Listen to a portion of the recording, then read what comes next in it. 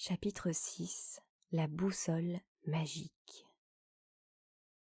Quelques jours après, Michael se réveilla un matin avec une angoisse au cœur. Il n'avait pas encore ouvert les yeux qu'il savait déjà que quelque chose n'allait pas. Mais quoi? Il n'en avait pas la moindre idée. « Quel jour sommes-nous aujourd'hui, Mary Poppins ?» demanda-t-il en repoussant les couvertures. « Mardi, » fit Mary Poppins. « Direction la salle de bain, et plus vite que ça, » ajouta-t-elle en voyant qu'il ne bougeait pas. Michael se tourna de l'autre côté et remonta les couvertures sur sa tête.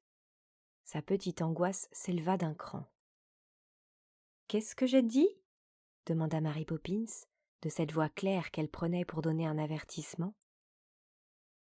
Maintenant, Michael savait ce qui lui arrivait. Une crise d'espièglerie. « Je n'y vais pas !» déclara-t-il en scandant les syllabes d'une voix étouffée par la couverture. Mary Poppins lui arracha les draps et le regarda de toute sa hauteur. « Je n'y vais pas !» répéta Michael. Il attendit, en se demandant ce qu'elle allait faire. À sa grande surprise, il la vit se diriger elle-même vers la salle de bain et ouvrir le robinet sans un mot. Alors, il prit sa serviette et alla se débarbouiller. Pour la première fois de sa vie, Michael fit sa toilette tout seul, signe de disgrâce. Pour protester, il négligea volontairement de se laver les oreilles. De sa voix la plus insolente, il demanda « Je vide la baignoire ?» Pas de réponse. « Je m'en moque !» dit Michael. L'angoisse gonfla et lui serra le cœur encore plus. Michael mit ses plus beaux habits, ceux du dimanche, puis il descendit l'escalier en donnant des coups de pied dans la rampe, ce qui était interdit, parce qu'il ne fallait pas réveiller toute la maisonnée. Dans l'escalier, Michael rencontra Hélène, la femme de chambre, qui portait un pot d'eau chaude. D'un coup de poing, il le lui fit sauter des mains. « Petit maladroit !» dit Hélène en se penchant pour éponger l'eau. « C'était pour votre papa. »« Je l'ai fait exprès, » dit Michael avec sang-froid. La figure rougeaude d'Hélène devint pâle de stupéfaction. « Exprès ? Vous l'avez fait exprès ? Vous êtes un vilain petit garnement, je vais le dire à votre maman. »« Allez-y, » fit Michael, qui continua à descendre l'escalier. Ce n'était que le commencement. Toute la journée, tout alla de travers. L'angoisse qui serrait le cœur du petit garçon le poussait à faire les choses les plus épouvantables. Dès qu'il les avait faites, il se sentait très fier de lui et combinait de nouvelles polissonneries. À la cuisine, Madame Bril, la cuisinière, faisait de la confiture. Michael voulut lécher la casserole. « Non, monsieur Michael, vous ne pouvez pas lécher la casserole, elle n'est pas encore vide. » Pan ! Un bon coup de pied à Madame Bril, en plein dans le tibia. Elle laissa tomber la louche en poussant un cri. Puis elle alla se plaindre à Madame Banks. « Comment ? Tu as donné un coup de pied à Madame Bril ?» dit Madame Banks à Michael. « À Madame Bril qui est si gentille. J'ai honte de toi. Tu vas lui demander pardon tout de suite. Dis-lui que tu regrettes, Michael. »« Je ne regrette rien du tout, » dit Michael. « Je suis content. Elle a les jambes trop grosses. » Et avant que sa mère et Madame Bril aient pu le rattraper, il se sauva dans le jardin. Là, il vit Robertson, qui dormait derrière un massif de fleurs. Pouf ! De tout son poids, Michael se laissa tomber sur le ventre du domestique qui se mit en colère. « Je le dirai à votre papa » menaça-t-il. « Alors moi, je lui dirai que vous n'avez pas encore ciré les souliers de ce matin, » dit Michael, tout surpris lui-même de cette menace. Car Jane et lui aimaient beaucoup Robertson et cherchaient toujours à le protéger pour ne pas le perdre. Mais Michael ne resta pas surpris longtemps. En effet, il s'était aussitôt mis à chercher une nouvelle espièglerie à faire. Il ne mit pas longtemps à en trouver une. À travers les barreaux de la grille, il vit Nepomucène se promener sur la pelouse de mademoiselle Clark, choisir délicatement les herbes les plus appétissantes et les croquer d'un coup de dent. « Nepomucène !» appela Michael tout doucement. Il tira un gâteau de sa poche et le donna au chien. Pendant que Nepomucène mâchonnait le gâteau, Michael lui empoigna la queue, l'attacha à la grille avec une ficelle, puis il se sauva à toutes jambes, poursuivi par la voix indignée de mademoiselle Clark. L'angoisse ne faisait que croître. Le petit garçon avait le cœur si gros, qu'il pouvait éclater à n'importe quel moment. La porte du bureau de M. Banks était ouverte, car Hélène venait d'essuyer la poussière. C'était défendu d'entrer, mais Michael entra. Il s'assit au bureau de son papa, prit la plume de son papa et commença à griffonner sur le buvard de son papa. Son coude heurta l'encrier et en quelques instants, la chaise, le bureau, la plume, les habits du dimanche furent tout tachés d'encre bleue. Devant un spectacle aussi horrible, Michael éprouva quelque frayeur. Qu'allait-il se passer maintenant ? Mais aucun remords. Hélène, qui rentrait à ce moment, courut prévenir madame Banks. « Cet enfant doit être malade, » dit madame Banks. « Michael, tu vas prendre du sirop de figue. »« Je ne suis pas malade, je me porte mieux que toi, » dit Michael, du ton le plus effronté qu'il put. « Alors tu es méchant, » dit sa maman. « Tu seras puni. » 5 minutes plus tard, Michael se retrouva au coin, toujours dans ses habits tachés. Jane essaya de lui parler, pendant que Mary Poppins avait le dos tourné, mais il ne répondit pas et tira la langue. John et Barbara traversèrent la pièce à 4 pattes et lui saisirent chacun une jambe, mais il les repoussa brutalement. Et pendant tout ce temps, il était ravi de sa propre méchanceté. L'après-midi, les enfants et Mary Poppins allèrent se promener au parc. Jane marchait à côté de Mary Poppins, qui poussait la voiture des jumeaux. Michael, derrière, grommelait. « Je ne veux pas être sage. Na !»« Ne l'embinez pas, » dit Mary Poppins. Il n'en continua pas moins à traîner et à frotter ses chaussures contre le trottoir pour égratigner le cuir. Tout à coup, Mary Poppins s'arrêta et se tourna vers lui, une main sur la poignée de la voiture. « Vous, » lui dit-elle, « vous vous êtes levé du mauvais côté de votre lit ce matin. »« Ce n'est pas vrai, » répliqua Michael. « Mon lit n'a pas de mauvais côté. »« Tous les lits ont un bon et un mauvais côté, » dit Mary Poppins, sentencieuse. « Pas le mien, il est contre le mur. »« Aucune importance. Il a tout de même 2 côtés, non ?» railla Mary Poppins. « Alors, » insista Michael, « il fallait peut-être que je me lève du côté du mur, si l'autre côté était le mauvais. » Aujourd'hui, les 2 côtés étaient de mauvais côtés, monsieur le raisonneur.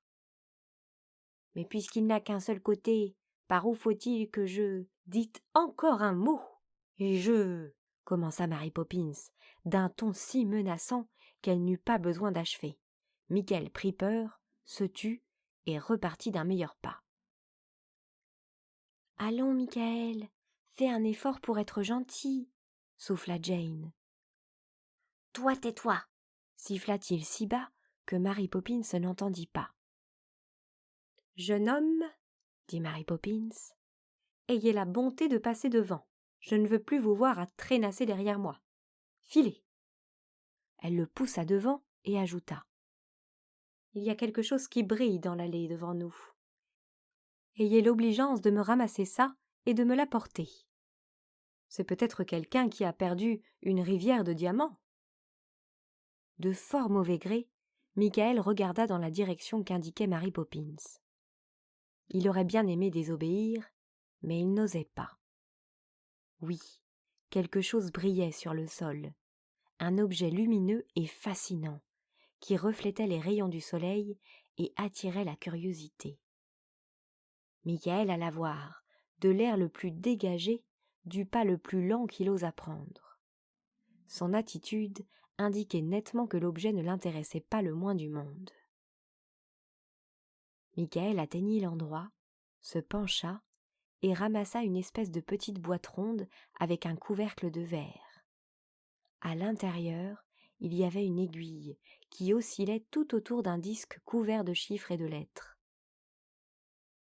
Jane accourut et regarda par-dessus son épaule. « Qu'est-ce que c'est, Michael ?» demanda-t-elle. « Je ne te le dirai pas, » répondit Michael. Il n'en savait rien lui-même. « Mary Poppins, qu'est-ce que c'est ?» demanda Jane lorsque la bonne, qui poussait toujours la voiture des jumeaux, les eut rejoints. Mary Poppins prit la petite boîte des mains de Michael. « Elle est à moi, » répondit le garçon d'un ton hargneux. « Non, elle est à moi, » dit Mary Poppins. « Je l'ai vue la première. »« C'est moi qui l'ai ramassée !» Il essaya de la lui arracher, mais d'un regard, Mary Poppins lui fit reculer la main. Doucement, Mary Poppins faisait tourner la boîte. Le verre brillait au soleil et l'aiguille s'affolait sur le cadran mystérieux. « Ça sert à quoi ?» demanda Jane. « À faire le tour du monde, » dit Mary Poppins. « Et puis quoi encore ?» demanda Michael. « On fait le tour du monde avec un bateau ou un avion. Il ne faut pas me raconter d'histoire. Comment voulez-vous faire le tour du monde avec cette petite boîte ? C'est impossible. »« Ah vraiment ? C'est impossible ?» dit Mary Poppins d'un air sagace. « Eh bien regardez. » La boussole à la main, elle se tourna vers l'entrée du parc et prononça un seul mot. « Nord !» L'aiguille vertigineuse fit le tour des lettres. Tout à coup, l'air devint froid, mordant, et le vent si glacial que Jane et Michael durent fermer les yeux.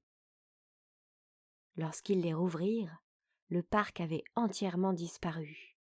Il n'y avait plus ni arbres, ni bancs, ni routes goudronnées. Au lieu de tout cela, ils se voyaient entourés d'énormes blocs de glace à reflets bleus, et une couche épaisse de neige s'étendait sous leurs pieds. « Oh !» s'écria Jane, frissonnant de froid et de surprise. « Qu'est-ce qui nous arrive ?» Elle courut boutonner le tablier de la voiture pour que les jumeaux n'eussent pas froid. Mary Poppins regarda Michael d'un air significatif, mais n'eut pas le temps de répondre, car à ce moment, un Esquimau sortit d'un trou pratiqué dans un des blocs de glace.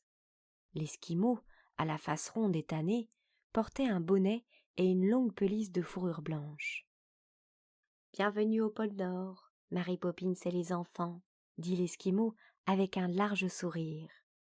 Puis, il s'avança pour les accueillir et, en signe d'amitié, frotta son nez contre celui de chacun des visiteurs, à tour de rôle. Puis, une dame Esquimau sortit du trou. Elle portait dans ses bras un bébé Esquimau enveloppé dans un châle en peau de phoque. « Tiens, Marie, quelle bonne surprise !» s'écria-t-elle, et les frottements de nez recommencèrent. « Mais comme vous devez avoir froid, » ajouta-t-elle, en regardant avec surprise leurs robes légères. « Je vais vous apporter des manteaux de fourrure. Nous venons justement d'écorcher 2 ours blancs. Et vous allez prendre de la soupe de baleine, n'est-ce pas, mes jolis ?»« J'ai bien peur que nous ne puissions rester, » répondit aussitôt Mary Poppins. « Nous voyageons autour du monde, et nous sommes venus vous faire une toute petite visite en passant. Merci tout de même. Une autre fois, nous tâcherons de rester plus longtemps. » Ayant pris congé des Esquimaux, Mary Poppins, d'un mouvement du poignet, fit tourner l'aiguille de la boussole et prononça « Sud ». Jane et Michael eurent l'impression que le monde entier, comme l'aiguille du cadran, se mettait à tourner et qu'ils étaient, eux, au milieu de ce gigantesque manège. Plus le monde tournait, plus la température devenait chaude, et lorsque le monde, après avoir ralenti, s'arrêta de nouveau. Les enfants se trouvèrent auprès d'une palmeraie. Le soleil brillait, et de tous les côtés s'étendait un désert de sable d'or et d'argent qui leur brûlait la plante des pieds. Sous les palmiers étaient assis un monsieur et une dame tout noirs et à peine habillés. Au lieu de vêtements, ils portaient des perles un peu partout, sur la tête, dans les oreilles, dans le nez, autour du cou, autour de la taille comme une ceinture. Sur la tête, ils portaient aussi un grand panache de plumes. Sur les genoux de la dame noire était assis un petit bébé, tout noir et tout nu. Et il sourit lorsque sa maman se mit à parler. « Moi vous attendre longtemps, longtemps, Mary Poppins, disait-elle en souriant. Vous menez petits enfants dans ma maison, tout de suite, mangez beaucoup pastèque. Pauvre enfant, tout blanc, vous prendre cirage noir, cirez bien enfant joli. Moi bien contente vous venir. » Là-dessus, la dame noire éclata de rire et se leva pour les conduire vers une petite hutte de palmes. Jane et Michael voulaient se laisser inviter, mais Mary Poppins les retint. « Malheureusement, nous n'avons pas le temps de rester, » expliqua-t-elle. « Nous passions simplement devant chez vous, alors nous sommes venus vous dire bonjour. Vous comprenez, nous faisons le tour du monde. » Le monsieur et la dame noire, tout surpris, levèrent les bras au ciel. « Vous avoir grand chemin à faire, Mary Poppins, » dit le monsieur en souriant, frottant sa joue contre la grosse massue qu'il portait et faisant rouler ses yeux de droite à gauche. « Le tour du monde !» s'écria sa femme. « Alors, Mary Poppins, vous bien pressée, pas vrai ?» Elle n'avait pas encore fini de rire, comme si la vie entière n'était qu'une vaste plaisanterie, que Mary Poppins avait déjà secoué sa boussole en disant d'une voix forte « Est !» De nouveau, le monde se mit à tourner, et en quelques secondes, les enfants stupéfaits virent les palmiers disparaître. Lorsque la rotation s'arrêta, Jane et Michael se trouvèrent dans une rue, bordée de toutes petites maisons, d'une forme bizarre. Les maisons paraissaient faites de papier, les toits étaient incurvés et portaient à la place des gouttières des rangées de clochettes qui tintaient doucement dans la brise. Des amandiers et des pruniers en fleurs se penchaient par-dessus les maisons, et dans la rue déambulaient gravement des promeneurs, habillés de vêtements à fleurs. C'était un spectacle agréable et paisible. « Nous devons être en Chine » souffla Jane à Michael. À ce moment, la porte de l'une des petites maisons de papier s'ouvrit, et un vieux monsieur sortit. Il était vêtu d'un étrange kimono doré, en brocart rigide et d'un large pantalon de soie serré à la cheville par des bracelets d'or. Ses chaussures étaient recourbées au bout et produisaient le plus heureux effet. Il portait une longue natte grise qui lui pendait depuis la tête jusqu'aux genoux et une moustache qui lui descendait depuis la bouche jusqu'à la taille. En apercevant Mary Poppins et les enfants, le vieux monsieur salua si bas que son front touche à terre. À la surprise de Jane et Michael, Mary Poppins fit de même, si bien que les pâquerettes de son chapeau balayèrent la rue. « Vous ne pourriez pas être poli !» siffla Mary Poppins, sans se relever et en regardant les enfants d'un air terrible. Jane et Michael jugèrent bon de s'incliner aussi, et les jumeaux eux-mêmes courbèrent la tête jusqu'à toucher le bord de leur voiture. Le vieil homme se releva, cérémonieusement, et parla. « Honorable Marie, descendante de toute une lignée de Poppins, daigne verser sur mon indigne demeure la lumière de ta radieuse présence. Je te conjure aussi d'amener tes honorables compagnons de voyage jusqu'à l'humble foyer de ma modeste chaumière. » Il salua encore une fois et d'un geste de la main indiqua sa maison. Jane et Michael, qui n'avaient jamais entendu de si beaux discours, n'en croyaient pas leurs oreilles.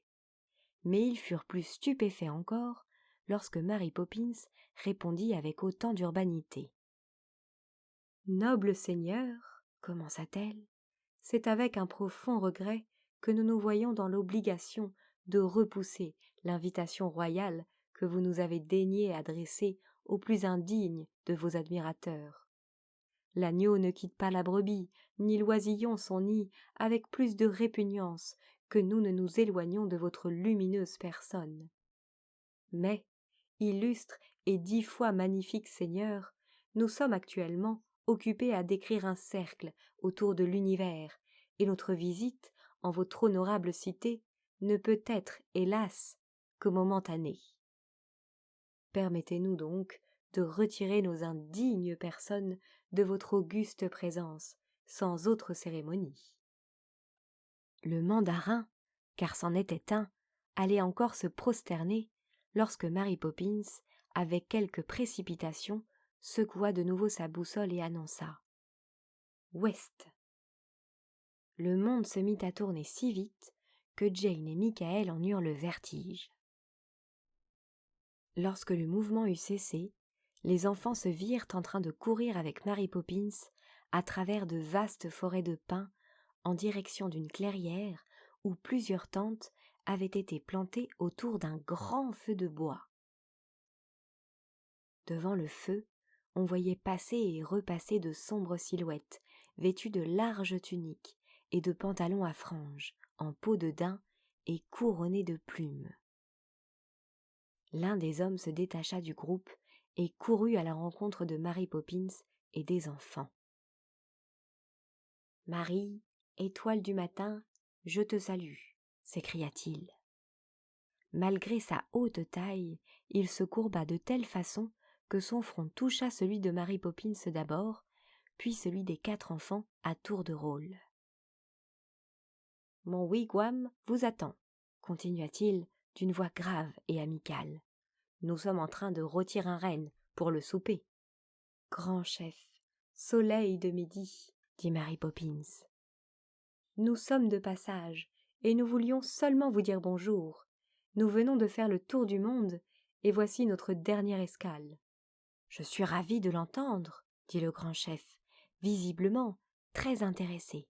« J'ai souvent pensé à faire le tour du monde moi-même, mais je suis sûr que vous trouverez bien un moment pour laisser ce jeune homme, il indiquait Michael, se mesurer à la course avec mon arrière-arrière-petit-fils, vole comme le vent. » Le grand chef frappa dans ses mains en criant « Eoa, eoa, eh !» Un petit Indien sortit d'une des tentes, vint vers eux en courant, effleura au passage l'épaule de Michael en criant « Chat !» et prit ses jambes à son cou. Michael releva le défi. D'un bond, il fut sur les talons du petit Indien et Jane sur leurs talons à tous les deux. Et les voilà, courant parmi les arbres, tournant autour des pins, et toujours semés par Vol comme le vent qui, hors d'atteinte, ne cessait de rire aux éclats. Jane s'avoua battue et abandonna la poursuite, mais Michael, rouge de colère, serra les dents, poussa un cri et accéléra encore l'allure, bien décidé à rattraper le petit Indien. « Tu vas voir ça !» hurla-t-il en courant de toutes ses forces. « Qu'est-ce qui vous prend encore ?» demanda sèchement Mary Poppins. Michael se retourna, la regarda et s'arrêta sur place. Puis, il voulut reprendre la course, mais Vol comme le vent avait disparu. Le grand chef, les tentes, le feu de bois aussi. Il n'y avait même pas un seul pin dans les environs. Il y avait seulement un banc de jardin, Jane, Mary Poppins, les jumeaux et le parc. « Quelle idée de courir autour de ce banc comme un dératé !» dit Mary Poppins. « Vous n'avez pas encore été assez espiègle aujourd'hui ? Venez ici. » Michael fit la grimace. « Le tour du monde en 1 minute !» s'écria Jane d'un ton joyeux. « Quelle merveilleuse petite boîte !»« Donnez-moi ma boussole !» réclama Michael. « Désolé, c'est la mienne !» dit Mary Poppins en la glissant dans sa poche. Michael regarda Mary Poppins comme s'il eût aimé la tuer, et son regard traduisit parfaitement l'état intime de ses sentiments. Mais il se contenta d'hausser les épaules et partit devant sans dire un mot. Mais de tout l'après-midi, jusqu'au moment où il franchit la grille et monta l'escalier du numéro 17, il ne cessa de marmonner intérieurement. « Je cours plus vite que cet Indien, 2 fois plus vite, si seulement j'avais voulu. » Cependant, l'angoisse pesait toujours sur son cœur, et l'incident de la boussole n'avait fait qu'empirer les choses. Le soir vint. Michael devenait de plus en plus insupportable. Pendant que Mary Poppins avait les yeux tournés, il pinça les jumeaux, et lorsqu'ils se mirent à pleurer, leur demanda d'une petite voix hypocrite. « Qu'est-ce qui vous a fait bobo, mignon joli ?» Mais Mary Poppins ne fut pas dupe. « Qui cherche les ennuis les trouve !» déclara-t-elle sentencieusement. L'angoisse se moquait bien de ce que pouvait dire Mary Poppins. Michael haussa les épaules et tira les cheveux de Jane. Puis il alla souper et renversa exprès son verre de lait. « En voilà assez !» dit Mary Poppins. « Il y a des limites à tout. De ma vie, je n'ai jamais vu un petit garçon aussi méchant. Conclusion, direction le lit, et plus un mot, filez !» Il ne l'avait jamais vu si fâché, mais cela lui était égal. Il alla dans la chambre d'enfant et se déshabilla. Tout lui était égal. Méchant ? Oui, il était méchant, et si on ne faisait pas attention, il deviendrait encore plus méchant. Il détestait tout le monde. Les gens n'avaient qu'à se méfier. Sinon, il se sauverait et irait travailler dans un cirque. Crac ! Tiens, un bouton arraché. Tant mieux, autant de moins à boutonner demain. Crac ! Un autre. De mieux en mieux. Jamais, au grand jamais, Michael ne regretterait ce qu'il était en train de faire, ni ce qu'il avait fait de la journée. Il se coucherait sans se débarbouiller, ni se brosser les dents. Et bien sûr, sans faire sa prière. Il était sur le point de se mettre au lit, un pied dedans, un pied dehors, lorsqu'il aperçut la boussole oubliée sur la commode. Lentement, doucement, Michael retira du lit le pied qu'il y avait déjà mis et se glissa vers la commode. Sa décision était prise. Il ferait tourner l'aiguille et s'en irait dans le vaste monde. Comme cela, on ne le retrouverait jamais, et ce serait justice. Sans un bruit, il apporta une chaise et la dressa contre la commode. Il grimpa sur la chaise, tendit la main et prit la boussole. Il l'agita et l'aiguille se mit à tourner. « Nord, sud, est, ouest » dit Michael à toute allure, de peur que quelqu'un n'entrât avant que le charme n'eût le temps d'opérer. Un bruit derrière lui le fit sursauter. Il se retourna comme un coupable, pris sur le fait, s'attendant à voir Mary Poppins. C'était bien pis. 4 gigantesques figures se ruaient sur lui. L'esquimau avec un harpon, la dame toute noire avec la massue de son mari, le mandarin avec un grand cimeterre et l'Indien peau-rouge avec un tomahawk. Ils arrivaient des 4 coins de la pièce en brandissant leurs armes, et au lieu d'avoir l'air doux et gentil comme cet après-midi, leur expression était menaçante et terrible. Les voilà, ils étaient sur lui. Il voyait approcher leur visage furieux, il sentait leur souffle chaud. Ils levaient leurs armes d'un bras tremblant de colère. Avec un cri, Michael laissa tomber la boussole. « Mary Poppins, au secours !» cria-t-il en fermant les yeux. Quelque chose l'enveloppa, quelque chose de doux et de chaud.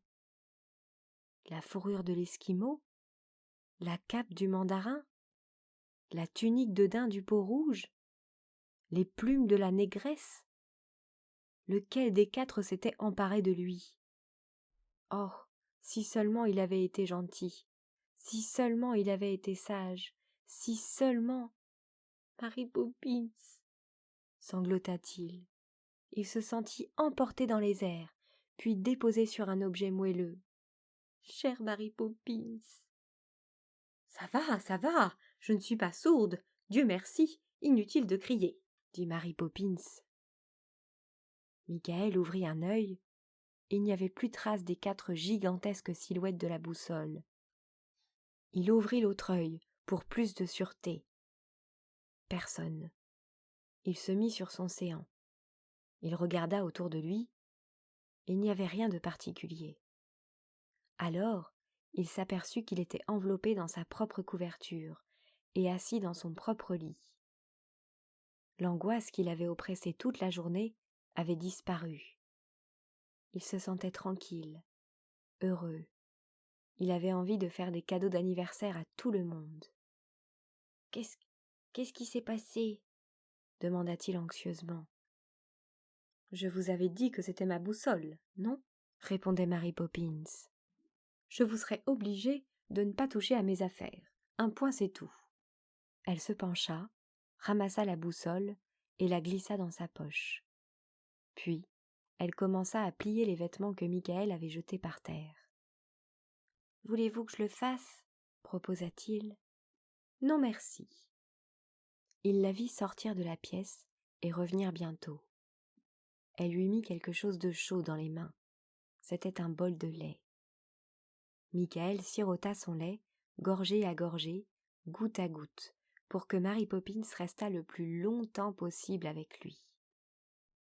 Elle était là, debout, sans dire un mot. Elle regardait le lait qui disparaissait lentement. Michael sentait l'odeur de son tablier blanc, amidonné, et le léger parfum de pain grillé qui flottait toujours autour d'elle. Mais, malgré tous ses efforts, le lait fut enfin terminé, et avec un soupir, Michael tendit le bol vide et se recoucha. Jamais son lit n'avait été si douillet, se dit-il. Et il se dit aussi qu'il avait chaud, qu'il était heureux et qu'il faisait bon vivre. « C'est drôle, Mary Poppins, » balbutia-t-il en s'endormant. « J'ai été si méchant et je me sens si bien. »« Oui, » dit Mary Poppins en le bordant énergiquement avant d'aller laver la vaisselle du souper.